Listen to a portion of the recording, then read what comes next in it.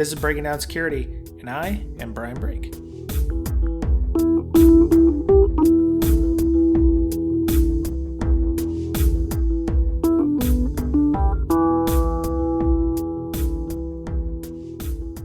Welcome back, listener. This is Brian, Miss Berlin, and Mr. Betcher for Breaking Down Security. Yo. Hi. Hello, everybody. How y'all been this week? Fantastic. Oh yeah.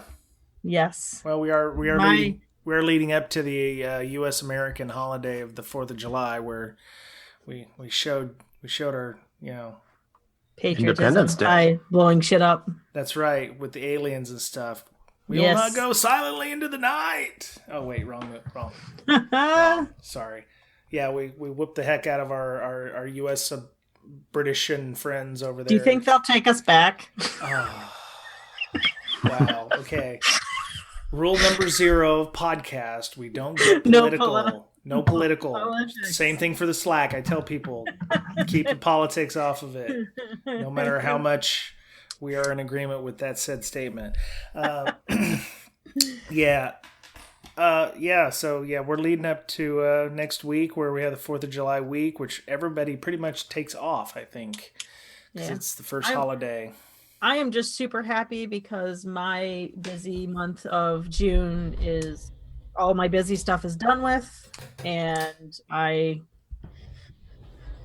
can breathe and sit down and relax and take care of all the things I've been ignoring, like laundry and all that kind of stuff. Been ignoring laundry. I've been ignoring everything in my house, and it's a disaster. Don't you have three urchins that you can put to work? Isn't that what you have kids for? Well, the oldest is working 37 hours a week. Oh. So he sleeps when he gets home. Right. Just bite the bullet and work 40. He can't. He's 15. Oh, that's right. So you can't. Yeah. You can't work over 40 hours. Child labor laws. I mean, yeah. I know. I wanted to put him to work for 80, but is he paying you rent now? He's actually going to pay me for some of his food. He offered to pay me for groceries. So that's awesome. Which is great because he eats like a 15-year-old boy would. Yeah, that's true. Yeah. That's working 37 hours a week. Yeah. All right. So, Mr. Betcher, how about you? It's probably about 85 degrees there in Austin, right? Like, it's hot as all get out. About 30 85. C. Is that like 30 C? 105. Is that 45? Yeah, I'm sure it's in the 90s. Yeah. Yeah. Yeah, we people lost their minds here the last 2 days. It's been in the mid 30s C and about 95 degrees here, and people lost their minds. And of course, then they want to go and jump in the glacier-fed, mountain-fed, snowy, lakes and rivers, which are like 45 degrees or about 10 C here, and they tend to get hypothermia and drown. So they tell people to not. God. Well, because they get hypothermia, they're like jumping in, then their extremities all freeze up, and then they drown. Right. So they tend to. We don't have that problem here. Well, yeah, obviously. So they try to tell people to not be careful when you're swimming. So yeah. Huh. So yeah. Got to be safe and maintain personal security. So it's Darwin at work, right? Yeah, it's similar to Texas. Turn around, don't drown. But you still have people. You see videos of them driving through large flooded roads, and that's just good common sense to not drive through places where you can't tell where you're at. So yeah. So. Well, we're gonna get started with what we were gonna talk about this week. To be honest, this was kind of a last minute thing because we did have an interview, but our interview had some issues, so we're gonna have her. I don't know. I only know him or her by their Twitter handle, so It's a him. It's a him. Okay, it's a him. I never. I met him at ShmooCon this year. Oh, cool. All right. So hopefully we'll have him on in the near future to talk about that topic. So this week we wanted to talk about something that's pretty practical. I think anybody who in most workplaces these days still have Windows. They're still using Active Directory for administration purposes. And even if you don't have a 100% Windows environment, if you're using any kind of Linux or anything, you can still use Active Directory for user authentication purposes on Linux boxes. You can incorporate like Samba and authenticate using Active Directory. So we're going to talk about hardening your Active Directory implementations, which Active Directory is one of those weird things because it is weird. I prefer inactive directories because then you don't have to worry about them. All right. What have you been drinking, Mr. Batcher? What do you got there? What do you got there, buddy? It's just in a Dixie cup. That's all. Oh, that's what I'm weirded out about. Yeah. So I think that everybody thinks they can be a Windows admin no matter what. No, I cannot. Why is that? I cannot. I think a lot of people think they can just like, all right, well, I could be a Windows admin, like an Active Directory admin. It's not. I mean, it's Windows. How hard could it be? Yeah.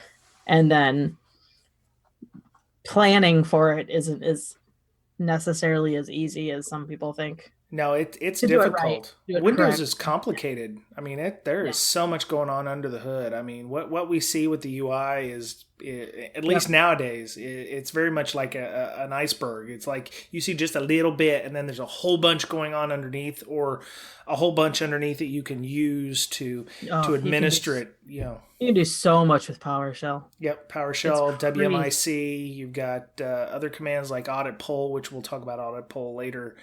But yeah, there's a whole ton of other stuff. So during my research on Active Directory, I found this great article on TechNet from the year 2000, which it's ironic because this stuff still is applicable.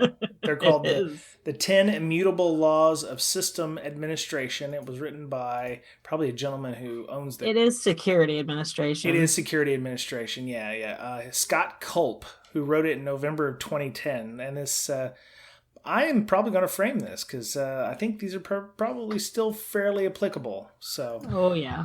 Of course, law number one is nobody believes anything can happen to them until it does. And you see that not just with security people, but you see it with the administration that you're having to explain why you need to secure these things. That's the easiest way to get a security budget, right? That's right. Never waste a crisis. Never waste a crisis. That's right. Security only works if the secure way also happens to be the easy way. I don't know about only works, but I see where he's going. Yeah, I mean, because, it's got to be easy or users won't use it, right? Yeah. And if you make it convoluted, like PGP, for instance, people won't use it, and that's why the Linux on the desktop has never really taken over because it's not easy. It requires some work. You're gonna get hate mail for that. I may get some hate mail for that. If your grandmother is using Linux, then you got a point. Well, I mean, okay, right? So when you say your grandmother's using Linux, what do you tell her to do? Just use the window, use the browser icon on the desktop, and that's it? Pretty much. Because I mean, here's your browser. Have fun. Yeah, I mean, Grandma, I'm not going to install Flash. Yeah, no, you set up the printer. You set up whatever browser, and that's all. That's all they need. I really, really tried to convince my mom to do that, but she won't do another strikeout. Yeah, no. Why won't she? That's a whole other. I don't know. So we're not talking about that right now. Hi, Mom. Thankfully, my mama doesn't listen to the podcast, so we're good. So, law number 3: if you don't keep up with security fixtures, your network won't be yours for long. That's fairly, you got to patch your stuff, so that makes sense. Mm-hmm. It doesn't do much good to install security fixes if the computer was never secured to begin with, and I think that's where we got to with the Active Directory. But you have a look on your face. I was just trying to. I probably should read what it says underneath it, but. So number 4. Let me. I'm not sure about that. Because I don't know that I agree with that. Okay, so he says, imagine you're a Visigoth and you're reconnoitering a castle. I don't know. Wait a minute. What the hell? What so is that? He says, imagine that. Okay, so imagine that you're That's a Daenerys gaming thing. Targaryen and you're That's much better. Much better. Thank you. You're Daenerys Targaryen and you've taken over Marine and right. the rest of the horde, so you see them trying to repair the walls of Marine, but they walk around the back of the castle and there's nothing there. They didn't build the rest of the castle. So the point is, what are good or security patches if you've got a weak administrator password on your domain controller? Okay. So, and that's so it all sucks. Like, you should have all of that fixed. Yeah, you do all your patching, but you don't do like hardening guide, or you don't do like your CIS benchmarks or whatever. And they can. Yeah, he could have worded it better because, if it's not secure, like a fresh install, you got to update it. So that's security fixes. And once you're fully updated, then, in theory, the box is secure. Mm-hmm. He should rewrite this. I mean, this was 17 years ago. Yeah. So, but it still works, except not with the Visigoths and stuff. If he'd used Game of Thrones or something like that, he probably would have been better off, I think. Yeah. But no, I mean, so Active Directory, we're getting around to that eventually. But that's one of those ones where you can patch it, but it's still woefully insecure. And the only way to properly secure it is to not use it until you've hardened it. Because if you try hardening it or using CIS benchmarks after it's in place, you're going to screw a lot of things up. It's one of those things that you actually have to do a lot of testing on before you enable it. So it could take years. Oh, I don't know about years. But I think if you're going to make changes to something that's already in place with regards to hardening, you need to make sure that you've got backups and you can back out of any changes that you have. I'm telling you, it could take years. Really? Yes. In certain, in certain infrastructures, I'd agree. Mm-hmm. Well, what? It took me a full year just to fix group policy in a 2,000 endpoint organization. Really? Yeah. Well, what was the problems you had there? Healthcare, so it's 24/7 environment. You only have very, very small change window. Yep. What's it going to break? You need to justify, blah, blah, blah. You need to weigh the risks and the rewards. All that. So much political stuff. Yeah. It could take years. I'm telling you. If you don't implement CIS benchmarks as soon as you build the network, the longer you wait, the harder it will be to implement. Yeah. It's just a fact. It still wasn't done when I left, so I'm not even there you go. Finished now. Oh.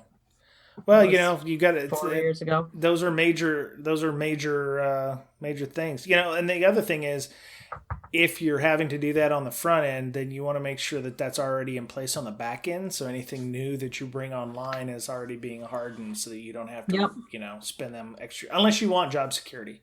Which I feel like that's easier to say, all right, starting from this point on, this is the image we're going forward with, and this is, the local Windows security that's going to be on these images. I think that's easier because that's easy to test.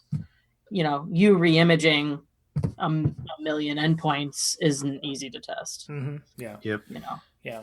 Yeah, and plus, depending on your environment, whatever changes you make to your Active Directory may break backwards compatibility. So you want to make sure whatever if you still have that old XP box, that you're still being able to send in LM hashes or whatever for your XP or your 2000 boxes. So that's the beauty of the group policy, right? If you plan to move up to Windows 10 and you're on Windows 7 right now, make sure that the Windows 10 image and policies that you're moving toward have a standard. And one of the standards that you might want to adopt would be CIS. That's a good starting place. Yep. And then there's also a starting place called the cheat sheets, right? What cheat sheets? The Windows logging cheat sheets. Yep.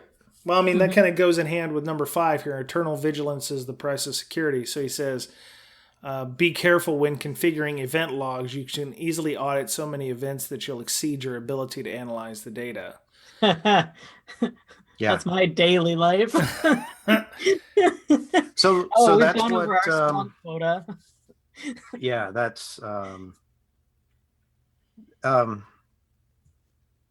that's what the cheat sheets are made for, log the right things, not everything. Mm-hmm. If you log, it's easy to say, well, we need to log everything, but then your Splunk license goes through, you start exceeding that, right? Yeah. Yeah. So whenever you want to log something, the first question you're going to get asked is, well, how's it going to affect my Splunk license? Mm-hmm. Not how's it going to benefit me? Yeah. Right. So you need to log the right things. Yep. Yeah, and he says that too, whether you need to audit only successes, failures, or both. Security checklists include suggested settings in this regard. Actually, wow. Okay, so he's got some links here to also some checklists. I don't know how old these are. Probably 2000 era, checklists. Got to remember this came out 2000, so XP was out, so he doesn't even talk about any of the, XP, or Vista, 2016, 2012 stuff. So, yeah. Let me see. Eternal vigilance is the price of security. So, not only is it event logs, but you got to, understand, what normal is. I mean, if your event logs are logging, failures, but the failures are actually a good thing versus whether the failures are a bad thing, you need to understand what the logs mean when you're looking at them, because, that's also another reason that you need to, know what's going on under the hood. And you're like your logging cheat sheets will tell you what's good and what's bad. So, law number 6: someone out there is trying to guess your passwords. Well, I think that goes without saying. People are gonna, if they can dump the hashes on your box, or they can, do brute forcing. That might be something you want to look for too. If somebody's trying to continually, more than 10 times, I would say they're probably attempting to brute force your password. Keep in mind, this was the year 2000, where most of the people, where a very large percentage of people had 1234 or, Jordan 23, whatever their, the easy passwords in the password list were. Why are you holding a tomato? It's not. I'm sorry. It's a okay. It's a clown nose. Who's okay. Jordan? Who's Jordan 23? I don't know what that means. Their name and 2 numbers. No, I believe Michael Jordan, who, for you youngsters, he was a basketball player. Now he's an underwear salesperson. Used to play basketball. That makes sense. But I mean, back in the day too, they didn't have was NTL MV2 around? So I mean, they still stored the passwords in like 2 8-bit hashes, right? Oh yeah. Mm-hmm. So I mean, yeah, someone out there trying to guess your passwords, they're still doing that. So the most secure network is a well-administered one. Most successful attacks don't involve a flaw in software. They exploit misconfigurations. And this, of course, goes back to our CIS benchmarking. Yeah, I mean, and you just mentioned like the whole, before NTLM2, it would store those hashes like that. Well, you could have all of your endpoints upgraded, mm-hmm. but still running on, Windows Server 2003 functional level, and still have your password stored like that. Yep. So it's funny. I wonder how much he would change this if he knew about Mimikatz and all those, where you could just even with NTLM v2, you could still pull them right out of memory. So I mean, I wonder how these would change if he was writing this today. These laws. We should contact him. You know what? I don't even know if he's Let's still. Let's have him on. Scott Culp. Okay, I will go and find him. If he still works for Redmond based software company, I probably would not be able to get a hold of him. They have they have very strict rules about like social media stuff. Talking to people and things. So number 8, the difficulty of defending a network is directly proportional to its complexity. And I think we do a whole podcast on network complexity and simplification of your stuff. perfect example. There was a software package that we were thinking about buying, and it was going to add like a dozen additional servers to our network, and we're like, well, would it be better for us to just use what we have in place that does like 60% of what we need it to do, or add these 12 different boxes that's going to add additional firewall rules and additional complexity? Is it really worth the risk, adding the additional bits on the front and back ends just to make it, more secure? I mean, you're talking about time, man hours, and what kind of support contract do you get when you got those in place? So ultimately, I don't think we ended up buying that. So that was helpful, because it simplified the network. It would have made it more complicated. So I'm sure you have companies that come to talk to you, Amanda, that have very complex and complicated network structures. Sometimes they don't even know what their network structure is. Yeah. And, the complexity could be because they bought companies or they've acquired companies. Gosh. So, my gosh, yeah. Acquisition is tough to deal with. Mm-hmm. Yeah. Or cruft just over the years. If they're an older company, they may have, 10, 15 years worth of stuff that they've just accumulated. And then you have varying levels of what they're in control of. They may be just a partner and they have like a VPN, or they may have, full point to point, everything's open, or, it just, so some companies it's a gigantic mess. Yep. And they haven't, done the yard sale to get rid of things, or, they may be a subsidiary of a larger company. Mr. Betcher and I have a lot of experience dealing with subsidiaries and corporate offices and corporate securities. And, you don't always get to, administer your network the way you would like to. So, or secure your network the way you'd like to. So, security isn't about risk avoidance. It's about risk management. Well, yeah, I mean, really? Risk avoidance, you get that a lot too in environments, whether or not you want to believe that something happened, or, let's just not worry about that until it actually happened. Law number 9 and law number 1 actually go pretty much hand in hand. Yeah. It's nothing bad's going to happen to us. So, we don't have to worry about it. So I think, risk avoidance is also the same as believing that nothing bad is going to happen to you. So, yeah. Mr. Betcher liked this when he said technology is not a pancake. Panacea. Panacea. So, yeah. And we talked about this. Hungry. We talked about this, last year, beginning of last year in 2016, Moxie versus mechanisms. Technology is not going to solve all your problems. Sometimes you need to actually throw some people at it. So, you actually get more value in the long run from the people you hire in many cases than you do the blinky box. So, says Scott Culp, security program manager in the Microsoft Security Response Center. I wonder if he still works there. I know some people over in the MSRC. I'll have to talk to them. So, all right. So let's see. We were going to talk about securing. You had a link in Slack about audit policy for Active Directory, Miss Amanda. Miss. Sorry, I was creeping on Scott Culp. Give me a second. Wow, hacker stalking Scott Culp. All right. Didn't take me long. Yes. What link? I'm now completely lost. Well, it was the one link reading. Is it the auditpol one or the other one? No, it was the one you posted inside of Slack that I posted up in here. So let me go back. Using Windows event forwarding to help with intrusion detection. That's it.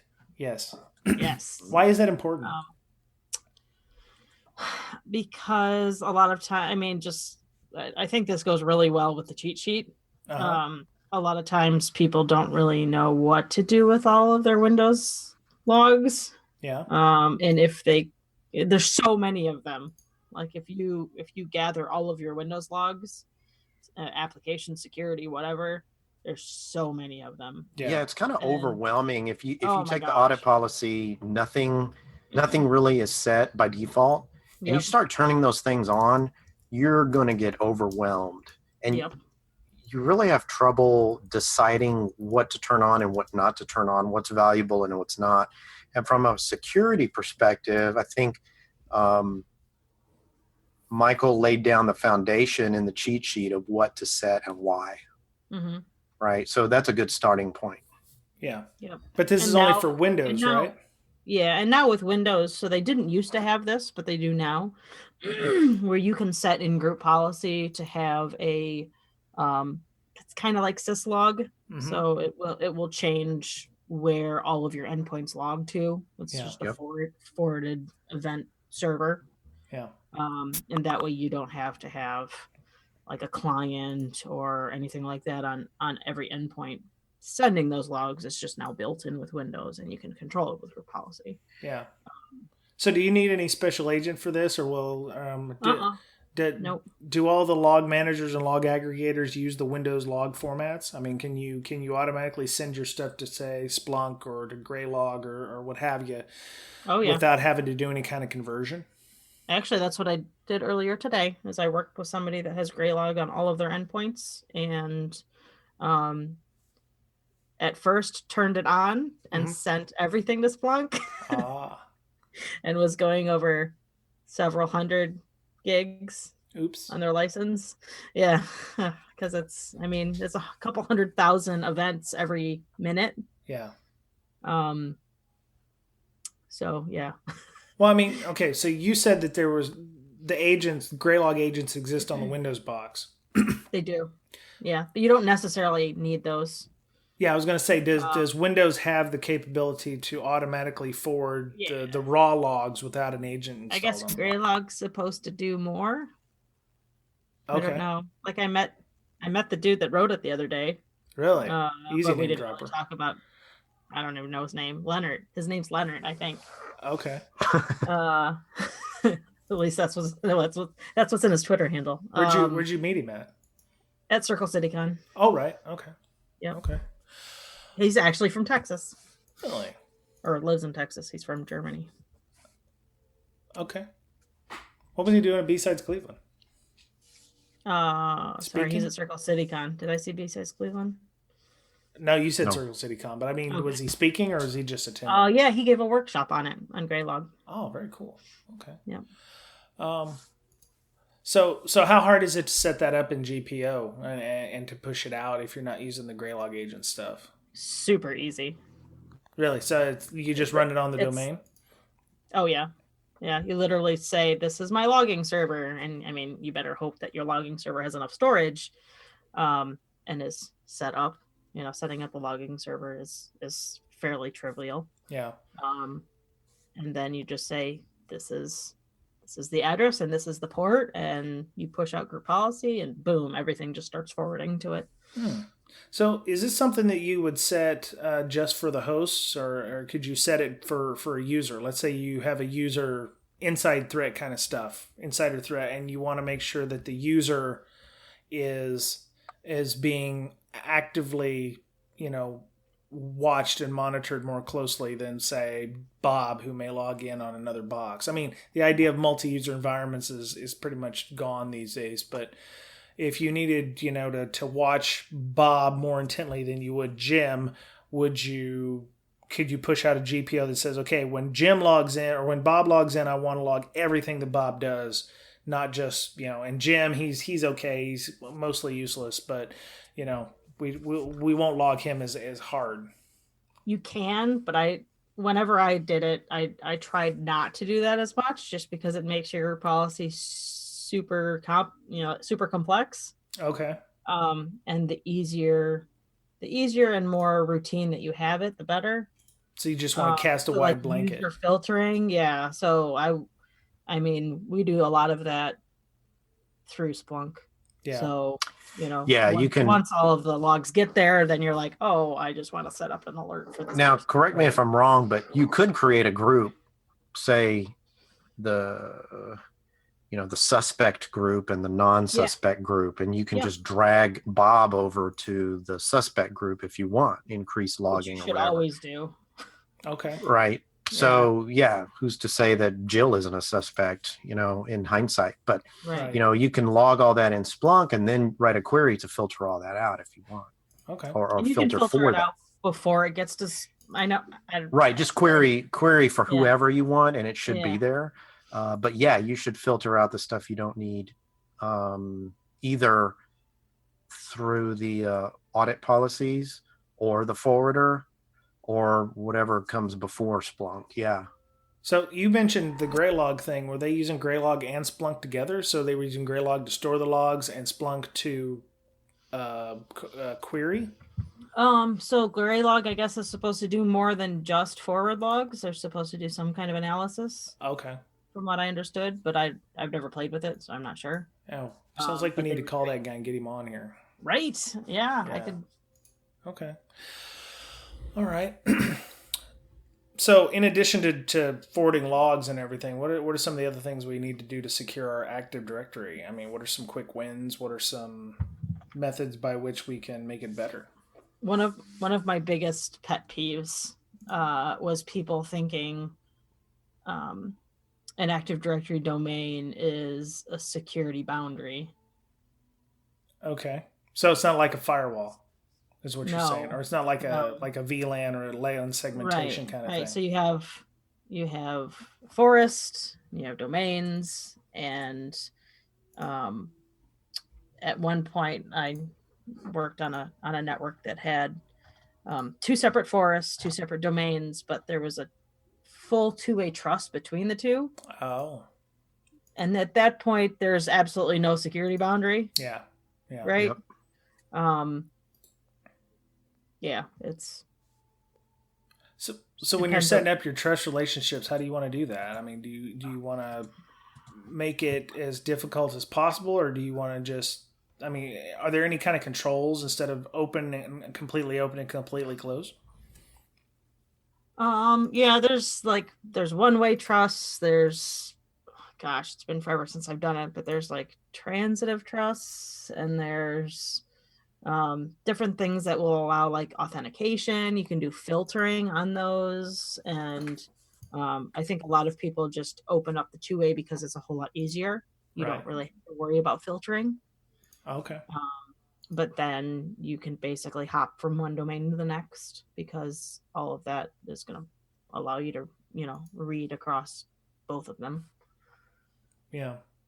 I don't, as I've told people on our Slack channel, I have, the last time I actually did any kind of Windows administration was like Windows 2000 boxes and Windows AD servers in 2000 range. So, I have not touched the newer server versions of that, to my own detriment, actually, because I no longer am allowed to touch boxes. I just kind of point and grunt and make. I was what I get my MCITP for server 2008 R2. And MCITP, Microsoft Certified IT Professional. Oh, okay. All right. I thought you were it's like what replaced the MCSE. I thought you were pulling the NKOTB thing or something like that. I didn't know what was going on there. So. I should have did it. Oh man. So I know there was some more information in there on, basically the important thing is they talk about audit policy settings for your Windows boxes. So there's a number of different things out there. There's CIS benchmarks. If you're using Linux, there's something called Linus, Lynis, which has been around forever, that you can run various tests on. When I used it, it was free, and they still have a free version, but now there's an open version that they allow you to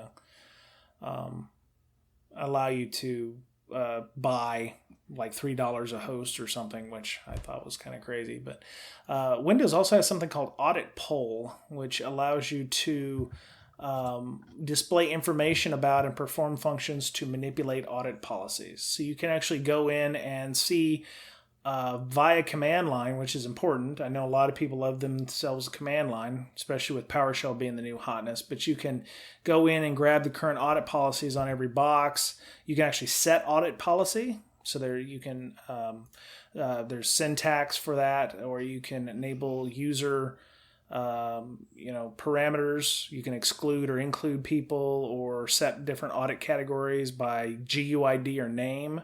So when people log in, you can, set various policies per user, even if you wanted to.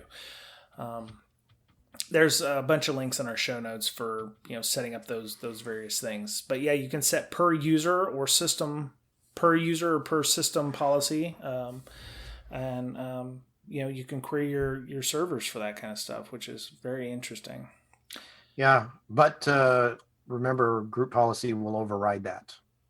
So if you have group policy in place already, auditpol, if you make any changes, they won't take effect. Yeah. And also, if you want to check and see if your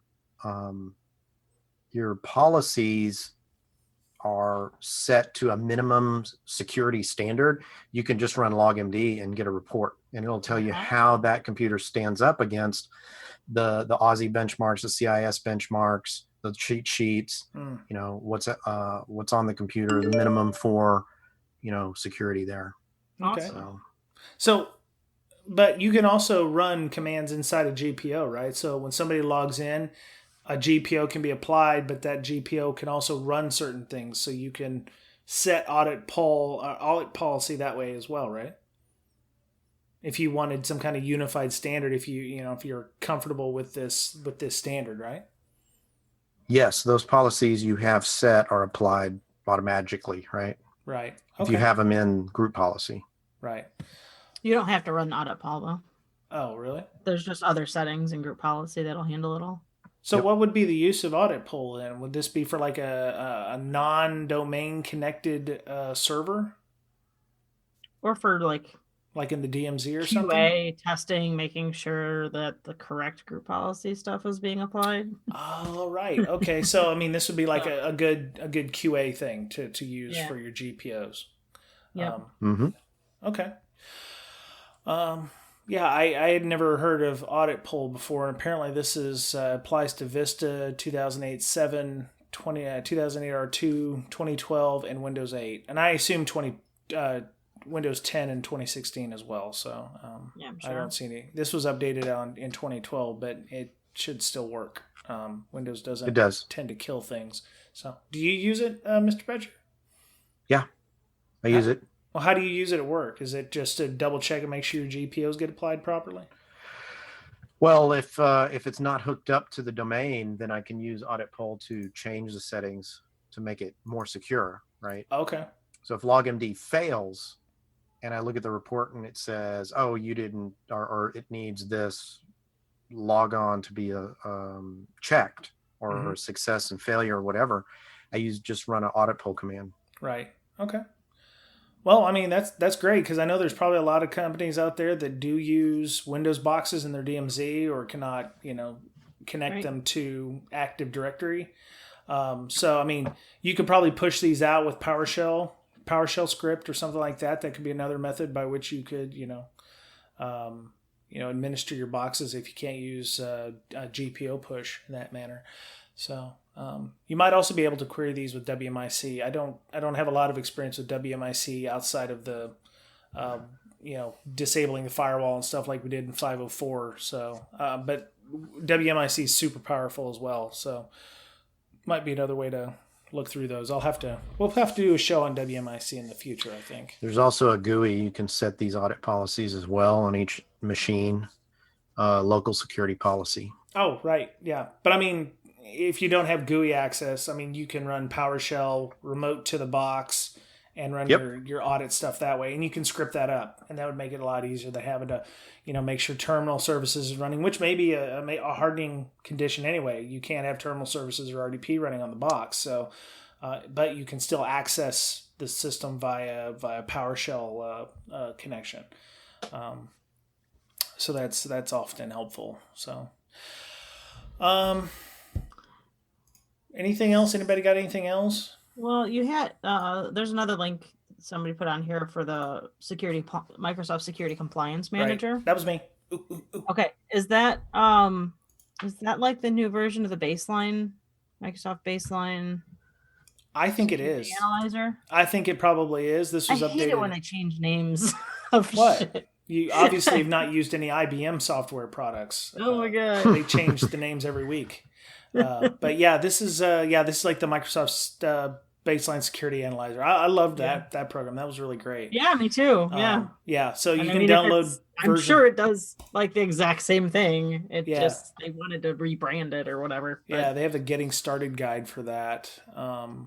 But you can, let's see, SCM console, yeah. So it has the custom baselines. It has a nice fancy GUI here.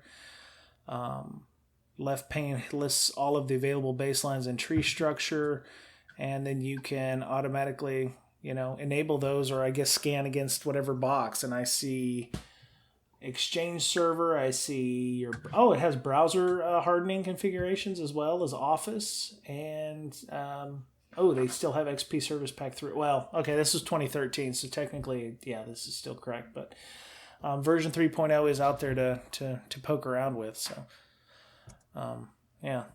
pretty cool. Yeah, I like how Microsoft does give you tools that you can use.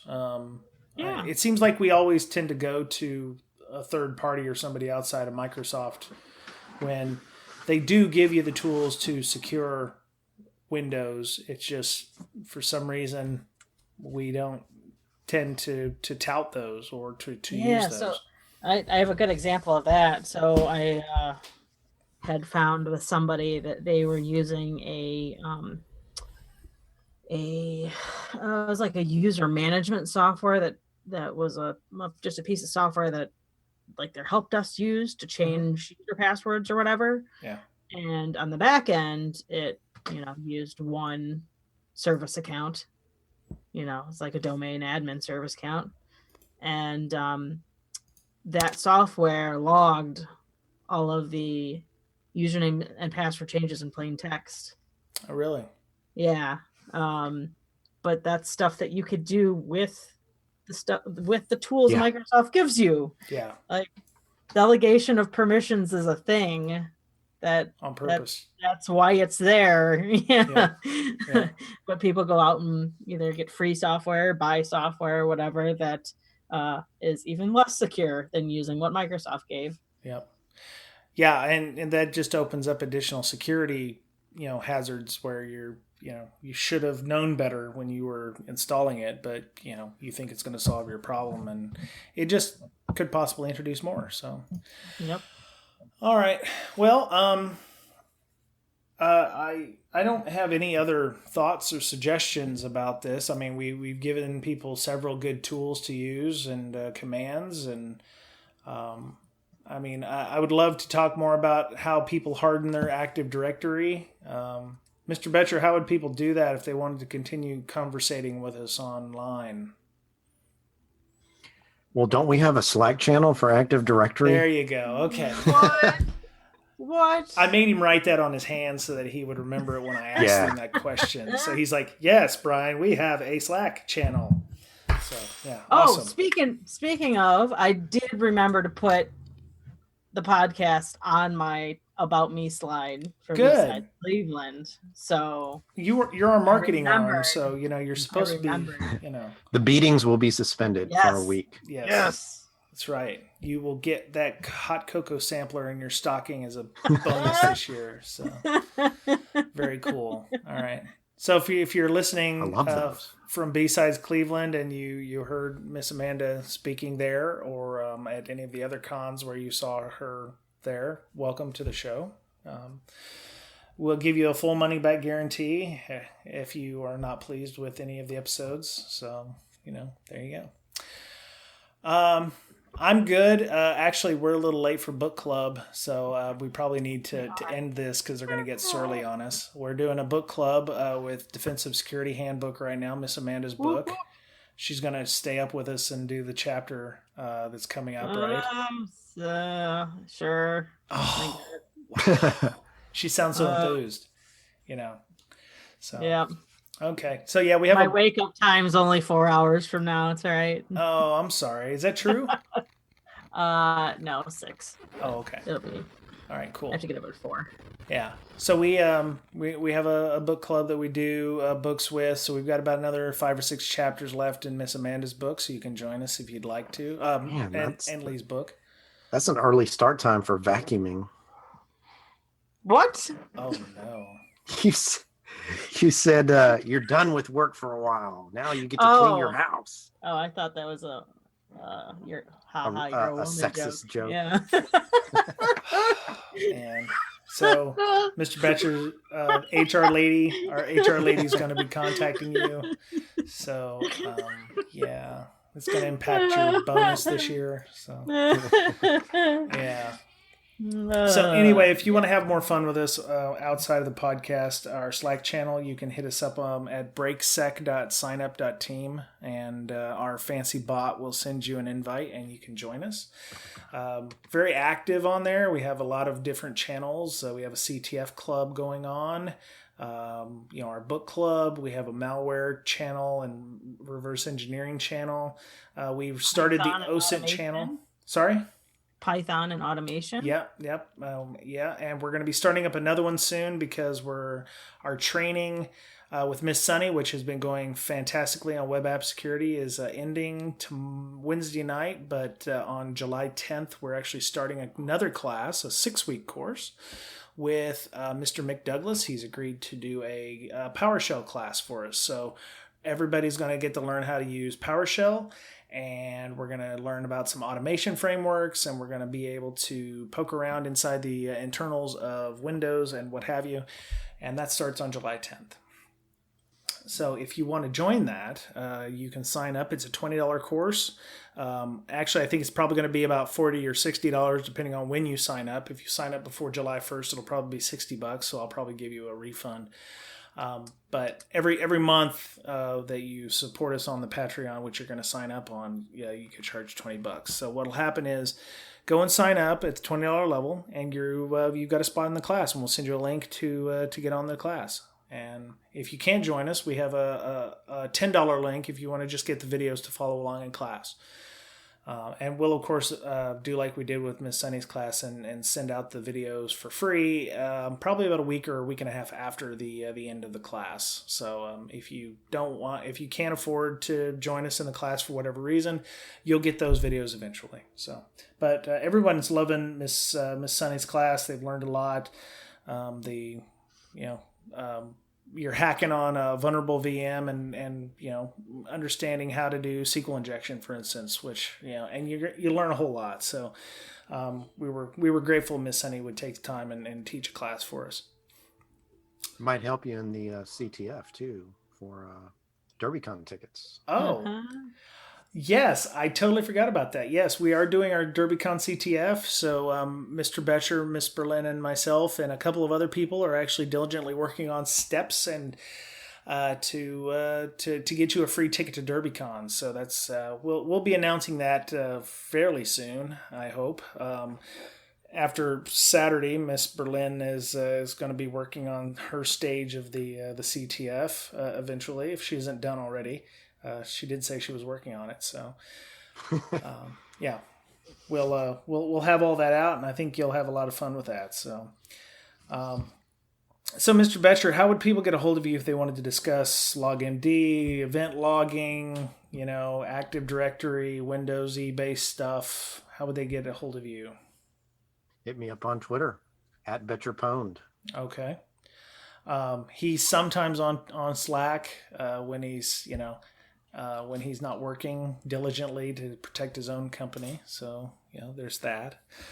He does hang out in the malware channel quite a bit. So, Miss Berlin, how would people get a hold of you if they wanted to, reach out and talk about whatever, book, authoring, or, hardening Active Directory servers? They should just come over.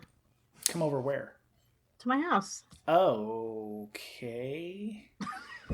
Well, you're just a walking HR violation too, aren't you? I never get any visitors. Oh, well. Saying. I don't answer the door if I get visitors, so I don't. Oh yeah, me neither. Yeah. That's probably that might be a visitors. So at InfoSister, At INFOSYSTIR. Okay. On Twitter. I did get a visitor the other day, but I think it was the guy trying to run for mayor here. So, yeah, he just left his card and left. The last visitor I got was actually taking something off my lawn that I wanted to get rid of. So. Oh, well, there you go. Was it a car? Or something? It was an organ. Like an electric organ. Oh, okay. Not like a human organ. Okay. There's a story there. Either way, there's a story there. So. Those I sell online. Oh, yeah. Tubs of ice and yeah. Yes.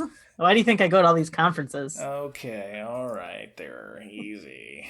Goodness. This is what happens when I'm up late. Yeah. Okay.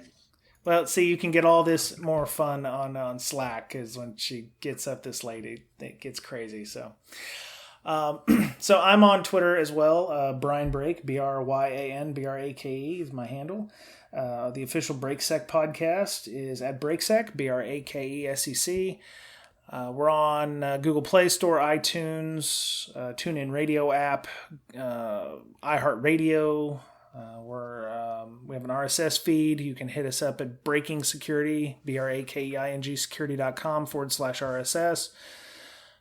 If you found us on iTunes or Google Play Store, please leave a review. We'd love that. Thank you so much to our Patreon contributors. Because we're using Patreon to have people sign up for the class, we're getting all kinds of support and help from that. And the money that when you sign up for the class actually goes to pay the instructor. And we take like 5 to 10% of whatever gets taken in for advertising and for the time needed to set everything up. So we're not taking that money. It's mostly going to the instructor. And to be fair, we never use that money anyway. So we're gonna donate that money at the end of the year anyway. We've got a ton of money that we didn't donate last year too. So. All right, we need to get going because book club's probably waiting for us to open the channel up. Is there a limit to how many people can sign up for that class? We're going to be using Zoom like we do with our podcast every week, and I think the professional one has up to 50 people. Don't quote me on that, but yeah. So I mean, we have 50 slots available for the class, and then of course, if you just want to sign up for the video, if you can't get into the class, then it's going to be as many people as available. We actually put it up on YouTube, so we unlisted it and uploaded it there, so you have it on YouTube and it's available. So we try to make it as low barrier as possible. So you just need to be able to run the Zoom client, which will work on a Windows, Mac, or a Linux box. We have heard people have Arch Linux have been able to successfully connect. Now they can't I don't know if they can do everything, but they can at least participate in the class. So. All right, well, that's all I've got for this week. We're going to be taking the week of the 4th off. This will come out in a couple days, but we're going to take the week of the 4th off because, it's good to take some time off every once in a while. So we'll hopefully be back with our interview that we were supposed to have this week. So, and we hope he gets better. So that was it for Breaking Down Security at the World Headquarters here in Seattle, Washington. Everybody have a great week, and we'll talk to you again soon. Bye-bye. Bye.